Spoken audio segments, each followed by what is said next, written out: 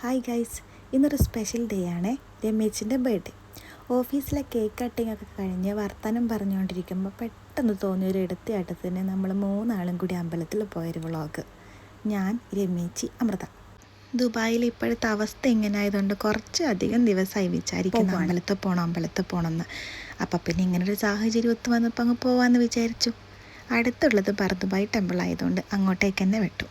മെട്രോനാണേ പോയത്. Totally unexpected ആയതുകൊണ്ടാണോ എന്നറിയില്ല, ഞങ്ങൾ മൂന്നാൾക്ക് നല്ല എക്സൈറ്റ്മെൻറ്റ് ഉണ്ടായിരുന്നു. കുറേ തവണ ഈ അമ്പലത്തിൽ വന്നിട്ടുണ്ടെങ്കിലും ഇതുവരെ കണ്ടിട്ടില്ലാത്ത ആരാധന കാണാൻ പറ്റി. എന്തോ ഒരു പോസിറ്റീവ് വൈബാണ് ഗൈസ്. ചെറിയ സങ്കടങ്ങൾ വലിയ സന്തോഷത്തിന് കാരണമാവുമെങ്കിൽ നല്ലതല്ലേടോ. കേൾക്കണില്ലെന്നാ തോന്നണേ. തന്നെ കേൾക്കാതിരിക്കാൻ പറ്റുമോ?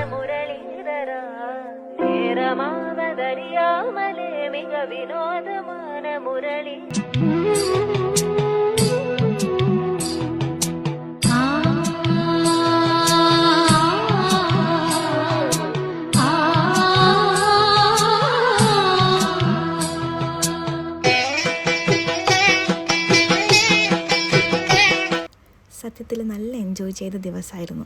ആരോ പറഞ്ഞു കേട്ടിട്ടുണ്ട്, യാത്രകളെ മനോഹരമാക്കുന്നത് കൂടെ യാത്ര ചെയ്യുന്നവരാണെന്ന്. അതുപോലൊരു യാത്ര.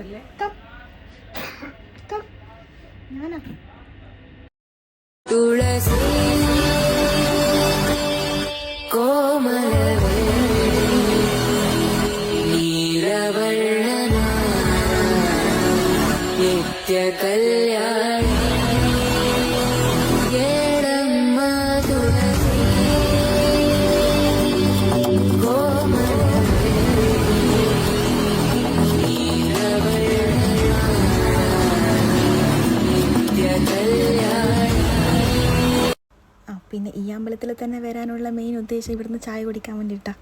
ഈ അമ്പലത്തിൽ വന്നാൽ ഇവിടുന്ന് ചായ കുടിക്കാതെ പോകാൻ പറ്റില്ല എന്നുള്ള അവസ്ഥയാണ്. എന്തോ അതൊരു ശീലമായി മാറിപ്പോയി.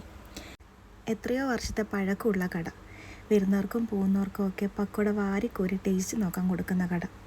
മതിയല്ലോ. അങ്ങനെ പരിപാടിയൊക്കെ കഴിഞ്ഞ് തിരിച്ചു വരാനുള്ള പ്ലാനിങ്ങിൽ നിൽക്കുമ്പോഴത്തേക്ക് രമേശി കുറേ നിർബന്ധം അബ്രയിൽ പോകണമെന്ന്. പിന്നെ പിറന്നാളുകാരിയല്ലേ, പറഞ്ഞാൽ കേൾക്കാണ്ടിരിക്കാൻ പറ്റുമോ?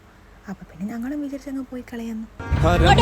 മാറിയ നെഞ്ചും കരവും മെല്ലെ നീട്ടിയ മഞ്ചും അരിപെട്ട് തെരഞ്ഞൊരു കല്ലാണേ, ഷാഫിക പറഞ്ഞൊരു ചൊല്ലാണേ, അലവുക്ക് വിത്തൗട്ട് കൂട്ടാണേ, അരിമുള്ള മനസ്സിന് തന്നാണേ, അകലത്തിലിരിക്കണ ദറദാണേ, അടുപ്പത്തിലിരിക്കല് പൊറലാണേ, തിടുക്കത്തിലൊരുങ്ങടി പെണ്ണാലേ, അരിപ്പോം തിരിപ്പോം കളിയാണേ.